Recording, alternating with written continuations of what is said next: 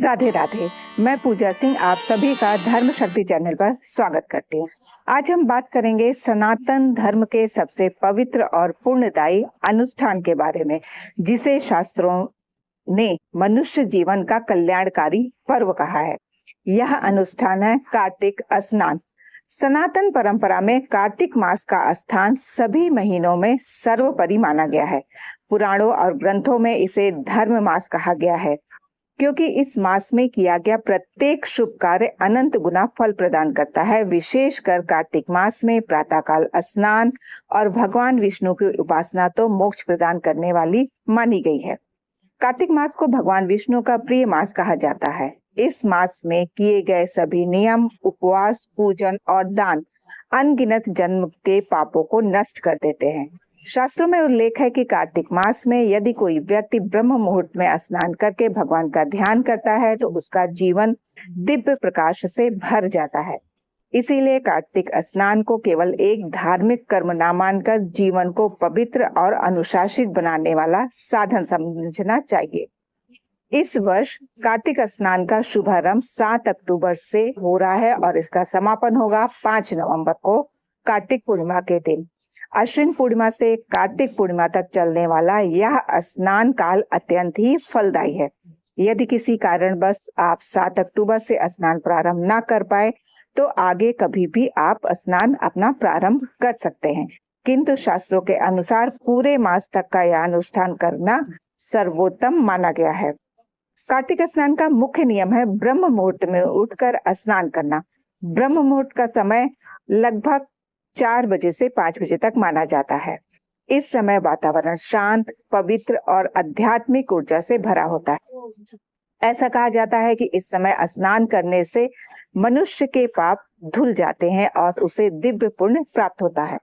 शास्त्रों में कार्तिक मास में ठंडे जल से स्नान का विधान बताया गया है, क्योंकि इस मास में जल में भगवान विष्णु का वास माना गया है। किंतु यदि किसी साधक के लिए ठंडे जल से स्नान स्वास्थ्य की दृष्टि से हानिकारक हो तो गुनगुने जल से भी स्नान किया जा सकता है। सबसे महत्वपूर्ण बात यह है कि स्नान का नियम न टूटे। स्नान के पश्चात सबसे पहले सूर्योदय को अर्घ्य देना चाहिए, चाहे आकाश में सूर्य दिखाई न दे रहा हो। ब्रह्म मुहूर्त में जल अर्पित करना अनिवार्य है। सूर्य अर्घ्य देने से जीवन में तेज, ऊर्जा और स्वास्थ्य की प्राप्ति होती है। इसके पश्चात तुलसी माता का पूजन करना चाहिए। तुलसी को जल अर्पित करना, दीपक जलाना और पीले चंदन से सजाना अत्यंत ही फलदायी है। किंतु ध्यान रहे, कार्तिक मास में तुलसी माता पर सिंदूर अर्पित नहीं करना चाहिए। रविवार के दिन तुलसी को जल अर्पित करने का नियम भी वर्जित है। इस दिन न जल चढ़ाना चाहिए और न ही भोग लगाना चाहिए। अन्य दिनों में तुलसी पूजन अनिवार्य है। द्वादशी को तुलसी का स्पर्श ना करें और जल भी ना दें। कार्तिक मास का एक अत्यंत महत्वपूर्ण अंग है दीपदान। शास्त्रों में कहा गया है कि कार्तिक मास में एक दीपक जलाना करोड़ों दीपक जलाने के समान फल देता है। प्रतिदिन तुलसी माता के समीप दीपक अवश्य जलाएं। इसके अतिरिक्त पीपल के वृक्ष के नीचे दीपदान करना अत्यंत शुभ माना गया है। ऐसा करने से पूर्वज तृप्त होते हैं और घर में सुख समृद्धि का वास होता है। छत पर आकाश दीप जलाना भी आवश्यक है, क्योंकि इसे देवताओं के स्वागत का प्रतीक माना गया है। जब रात्रि के अंधकार में दीपक जलता है तो वह केवल घर को ही नहीं बल्कि साधक के पूरे जीवन को आलोकित कर देता है। दहलीज पूजन कार्तिक मास की एक विशेष परंपरा है। प्रत्येक सुबह हल्दी मिले जल से घर की दहलीज को लीपना चाहिए। इसके बाद दोनों ओर स्वास्तिक का चिन्ह बनाना चाहिए और उस पर अक्षत एवं पुष्प अर्पित करना चाहिए। यह छोटा सा कार्य घर में सकारात्मक ऊर्जा का संचार करता है और दुर्भाग्य को दूर करता है। शास्त्रों में कहा गया है कि यदि पूरे कार्तिक मास में दहलीज पूजन किया जाए तो पूरे वर्ष घर में सुख, समृद्धि और शांति बनी रहती है। कार्तिक मास में आहार विहार पर भी विशेष ध्यान दिया जाता है। शास्त्रों ने इस मास में कुछ खाद्य पदार्थों का सेवन निषिद्ध बताया है, जैसे लौकी, गाजर, मसूर की दाल, प्याज, लहसुन आदि। विशेष अवसरों जैसे छठ पूजा में लौकी का विशेष महत्व है, तो ऐसे दिन उपवास स्वरूप इसका सेवन किया जा सकता है, लेकिन जहां तक संभव हो सात्विक भोजन और व्रत का पालन करना चाहिए। महिलाओं के लिए भी कार्तिक मास में नियम बताए गए हैं। यदि मासिक धर्म की स्थिति में हो तो वे प्रत्यक्ष पूजा पाठ नहीं कर सकती, किंतु संकल्प बनाए रखने के लिए स्नान कर लें, दूर से ही तुलसी और मंदिर को प्रणाम करें और विश्राम करें। इस प्रकार उनका नियम भी नहीं टूटेगा और अनुष्ठान का पुण्य भी प्राप्त होगा। कार्तिक मास में केवल स्नान और दीपदान ही नहीं बल्कि जप और पाठ का भी विशेष महत्व है।